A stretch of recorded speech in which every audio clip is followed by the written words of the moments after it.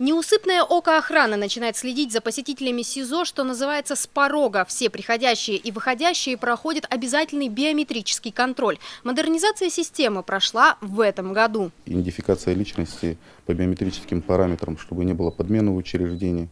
Также в дежурных частях установлены у нас металлообнаружители стационарные для досмотра и выявления запрещенных предметов. История следственного изолятора началась более 40 лет назад. Учреждение полностью автономно. Здесь есть своя котельная, пищеблок, медсанчасть, спортзал и даже молельная комната. С вводом в 2014-м нового корпуса заметно улучшились условия содержания обвиняемых и осужденных.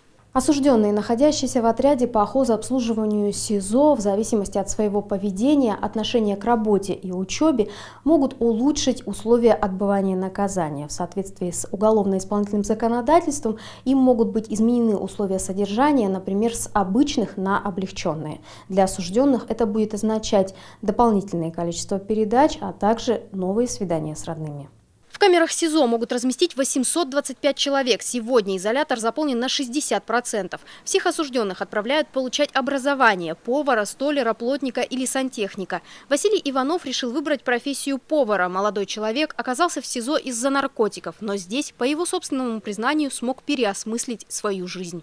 Очень долгое время употреблял их, и для меня это было, как-то все неосознанно. Я думал, он жил совсем в другой реальности. Но с другой стороны, я тоже рад, что судья назначил мне наказание 3,5 года. То есть это дало мне уроком на то, что я завязал с этим делом. В коллективе работников СИЗО практически нет текучки кадров. За осужденными, обвиняемыми и подследственными следят почти 230 человек.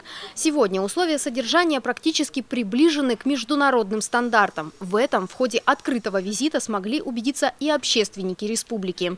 Конечно, здесь люди живут с ограничением свободы, это правильно. Они должны чувствовать, что это не та жизнь свободная, которая находится вот там где-то в городе.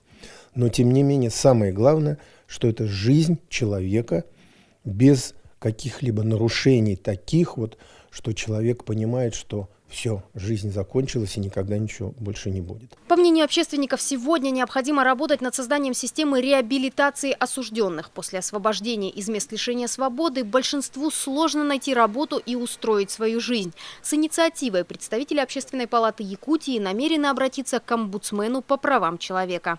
Анна Лебединская, Иларион Федоров, Вести, Якутск.